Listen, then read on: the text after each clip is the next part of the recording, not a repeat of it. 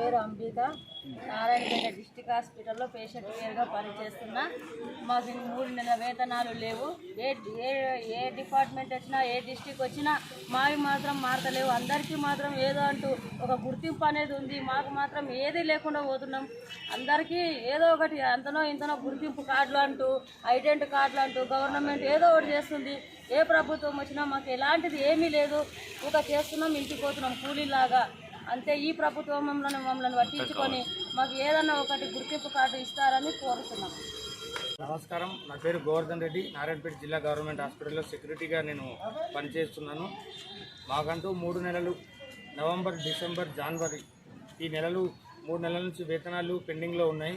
అవి ఏ అధికారి దృష్టికి తీసుకెళ్ళినా మాకు ఇంతవరకు ఎలాంటి ఇదైతే కలగడం లేదు. కనీసం వేతనం మాకు ఇప్పుడు వస్తుంది, అందులో కూడా 3 నెలల నుంచి పెండింగ్లోనే ఉన్నాయి. అవి కనీస వేతనం మాకు 26,000 ఇవ్వాలని మేము ఎప్పటి నుంచో పోరాటం చేస్తున్నాము. ఆ పోరాటానికి కూడా ఎలాంటి అసలు దారులు కూడా ఇంతవరకు పడలేదు. అందరి దృష్టికి తీసుకెళ్తున్నాము. మాకు 3 నెలల వెంటనే వేతనాలు మా అకౌంట్లో మాకు జమ చేయగలరని మేము కోరుకుంటున్నాం. మాట్లాడుతుగా కోరుతా ఉన్నాం. ప్రియమైన కార్మిక సోదరీమణులారా, ఈరోజు ఈ కార్యక్రమానికి నాయకత్వం వహిస్తున్నటువంటి ప్రవీణ్ గారు, నరసింహగౌడ్ గారు, వెంకటేష్ ఏఐటీసీ జిల్లా ఉపాధ్యక్షులు గారు, మనము ఈరోజు రేపు 16వ తారీఖు నాడు ఏఐటీసీ సారథ్యంలో దేశవ్యాప్తంగా 11 జాతీయ కార్మిక సంఘాలను కలుపుకొని సార్వత్రిక సమ్మె నిర్వహించబోతా ఉన్నాం.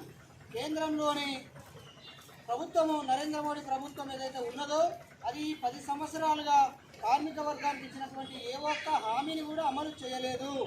ఆ చేయలేని ఫలితంగా కార్మిక వర్గానికి ఉల్టా ఏం జరిగిందనంటే, డాక్టర్ బిఆర్ అంబేద్కర్ 1947లో స్వాతంత్రం వచ్చిన సందర్భంగా ఏర్పాటు చేసినటువంటి రాజ్యాంగంలోని 44 రకాల కార్మిక చట్టాలని మొత్తం కుదించి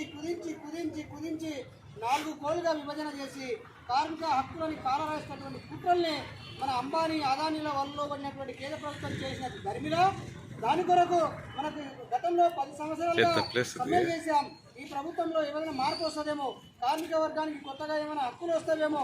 మన భారతదేశంలో 40 కోట్ల మంది అసంఘటిత రంగ కార్మికులు ఉన్నారు. ఈ 40 కోట్ల మంది అసంఘటిత రంగ కార్మికులకు న్యాయం జరగడానికి ఉపయోగపడుతుందేమని వేచి చూసి చివరికి మన కార్మిక సంఘాల నాయకత్వంలో రేపు 16వ తారీఖు నాడు దేశవ్యాప్తంగా అన్ని రంగాల కార్మికులు, ఉద్యోగులు, ఉపాధ్యాయులు, సంఘటిత రంగ కార్మికులందరూ కూడా సమ్మె చేయబోతా ఉన్నారు.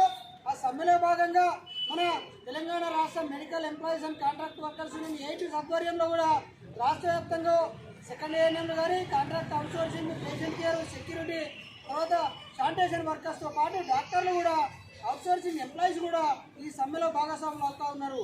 అందుకే మనము కేంద్రంలోని నరేంద్ర మోడీ ప్రభుత్వం చేస్తున్నటువంటి నిరంకుశ నియంతృత్వ కార్మిక ఉద్యోగ వర్గ వ్యతిరేక విధానాలకు నిరసనగా ఈ సమ్మె చేయబోతా ఉన్నాము.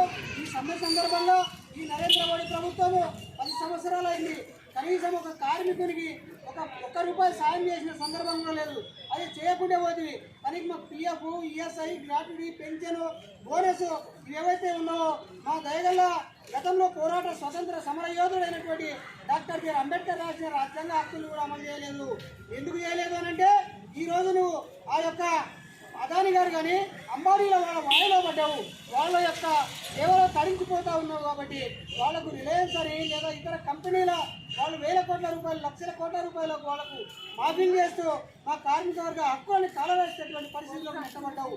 కాబట్టి ఈ నరేంద్ర మోడీ ప్రభుత్వం మనం అభిమానంతో ఎవరికైనా ఉంటాము రాజకీయాలుగా, కానీ ఈరోజు కార్మిక వర్గ హక్కుల్ని కాలరాస్తున్నటువంటి ప్రభుత్వ విధానానికి వ్యతిరేకంగా ఖచ్చితంగా మనం కార్మికులుగా పోరాడేటటువంటి జన్మ హక్కులు మనం కలిగి ఉన్నాం.